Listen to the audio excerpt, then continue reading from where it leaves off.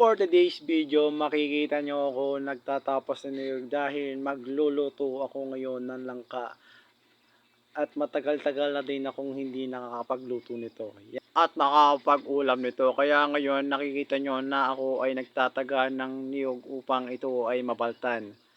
Ayan, tusok dito, tusok doon, tusok dito, tusok doon hanggang ito ay mabaltan.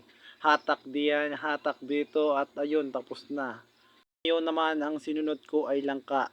Ito ay pinahirang ko muna ng gunot yung patda para ito ay hindi na kumalat sa aking kamay. Ngayon binabaltan ko na yun. Hiwa dito, talop diyan, talop dito, talop diyan hanggang ito ay mawala na ng balat. Alam nyo ba guys, itong kutsilyo ay aking nilagyan muna ng langis para hindi na dumikit yung patda. Para hindi na kayo mahirapan magbalat dahil kung hindi ito nilagyan ng langis, ito ay maaaring dumikit sa ating kutsilyo at maaari din tayong matagalan sa pagbabalat. Kaya ginawa ko ay nilagyan ko muna ito ng langis para ito ay dire-diretso na sa paghihiwa. At matapos kong magbalat nito, ang akin naman sinunod ay paghihiwa. Kaya ito ang makikita nyo, hiniwa ko muna ito sa gitna, tapos hiniwa ko ulit sa gitna.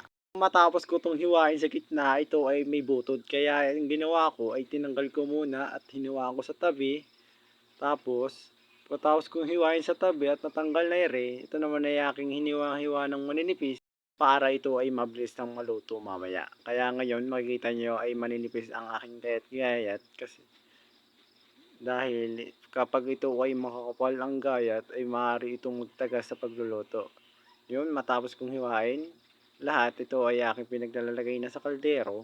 Kaya pagkatapos kong ilagay ito sa kaldero ay nakikita nyo naman na ako ay nagkakayod ng niyog para ito mamaya ay gagamitin ko sa unang gata at pagpapalapot. Mamaya habang ako ay nagkakayod, makikita nyo naman na may kunting mga langon na buwisit na pisting langaw na yan abala sa aking pagluluto at pagbablog. Kaya ngayon nakikita nyo na ako ay nagkakayod at napapabilis ang sa aking pagkakayod. Ngayon, ako ay medyo nangangali at nangangawit kasi ang aking niyog na napili ay medyo bugnoy kaya ito ay nahihirapan magkayod at natuto. Matapos kong magkayod ay ito naman ang aking sinunod. Ako ang ngayon ay nagpipiga ng unang gata at ito ay gagamitin ko mamaya sa pagpapalapot. Yun, piga diyan, piga dito, piga dito, piga, piga lang hanggang sa makuha yung gata na hinahanap natin para maging masarap ang ating niluluto mamaya. Op, piga diyan, piga diyan, op, gigigil.